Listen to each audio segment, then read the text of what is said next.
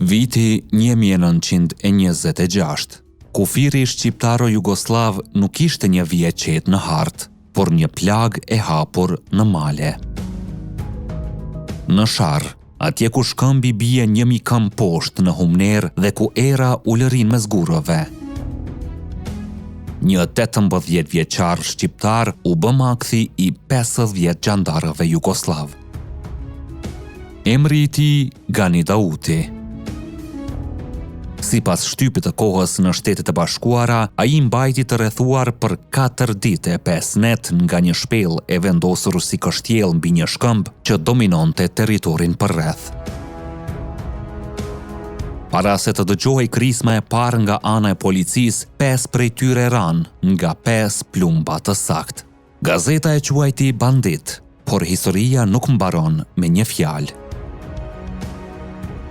Sepse në kufijtë e Ballkanit të viteve 20, fjala bandit shpesh ishte etiketa e pushtetit për çdo që refuzonte të dorëzohej. Qëndroni deri në fund, sepse ajo që do të dëgjoni nuk është thjesht një rrethim malor, është një duel vullneti, durimi dhe nderi, që u mbyll me një shpërthim granate në natën e 5. Para se të vazhdojmë, pëlqejini videon dhe abonohuni në Histori Epike, sepse këtu historia nuk pranohet siç e quajnë të tjerët. Analizohet, krahasohet dhe rrëfehet me gjithë peshën e saj.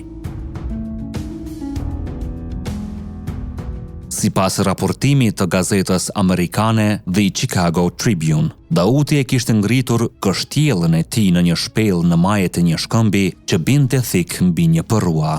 Nga ajo pikë, ai shihte çdo lëvizje. Një patrull e rrethoi shkëmbin, por përpara se policia të shkrepte, 5 të shtëna të kujdesshme rrëzuan 5 gjandar. Aty nisi rrethimi.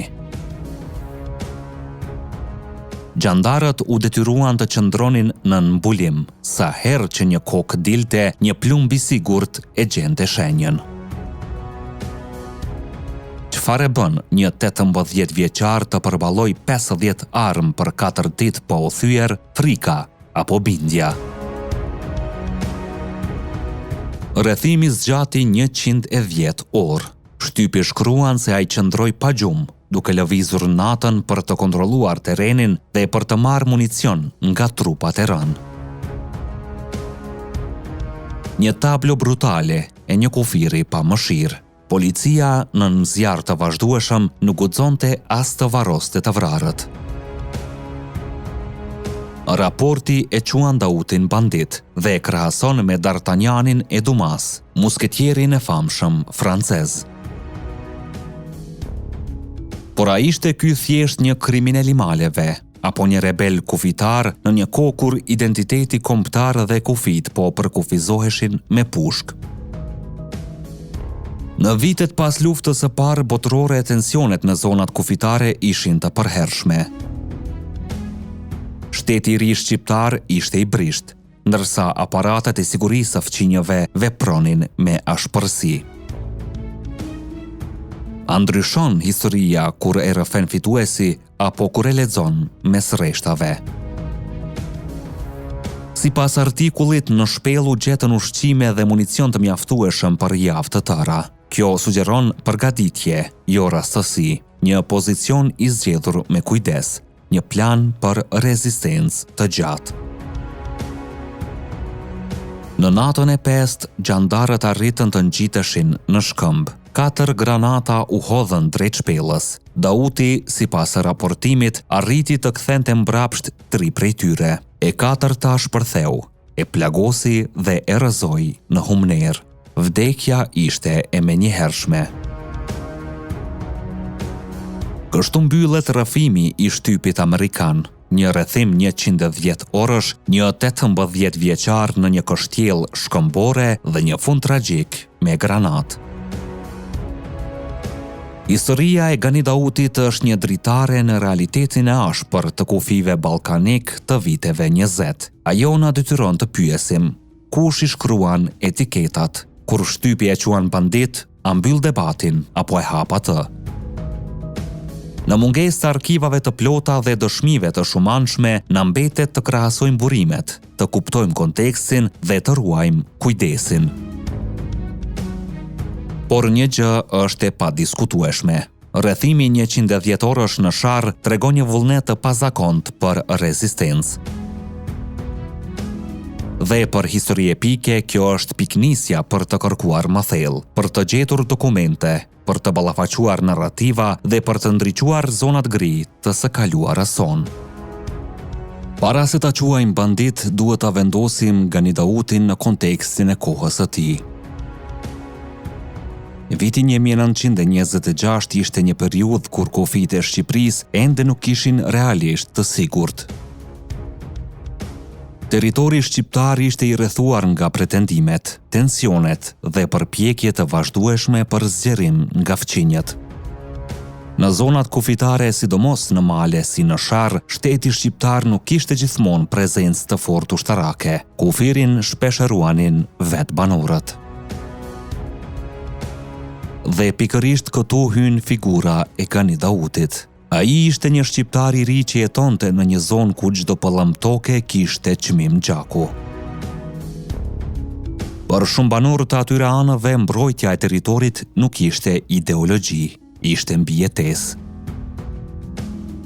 Kur forca të armatosura hynin në territor, kjo nuk shihej si një incident diplomatik, por si një kërcënim direkt ndaj familjes, shtëpisë dhe nderit. Pra, a ishte Ganidauti një bandit?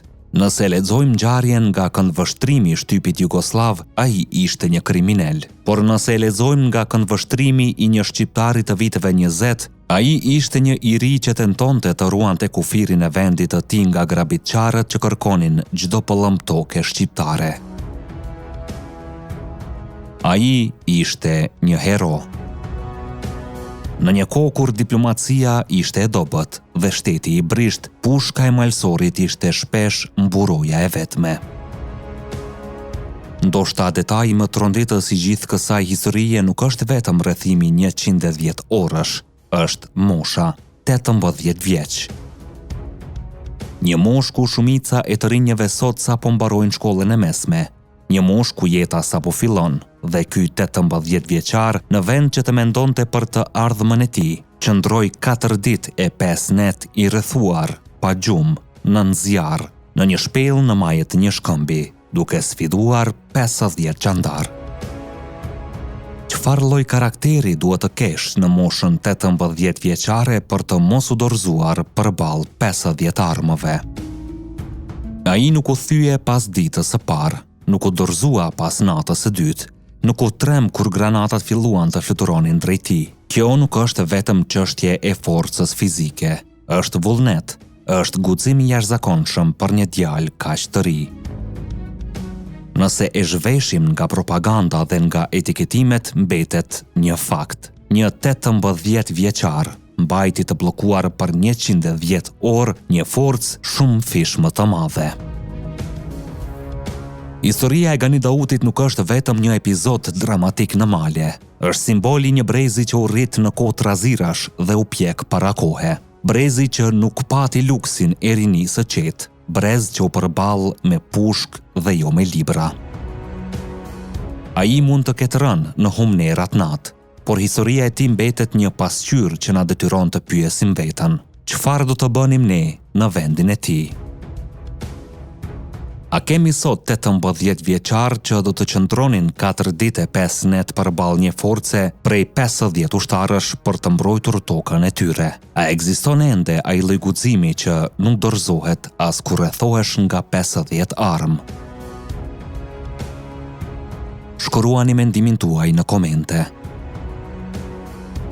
Ne jemi histori epike, aty ku e kaluara rilind. Deri në videon tjetër, qëndroni krenar dhe të vetëdijshëm për gjakun që rrjedh në damarrët tanë.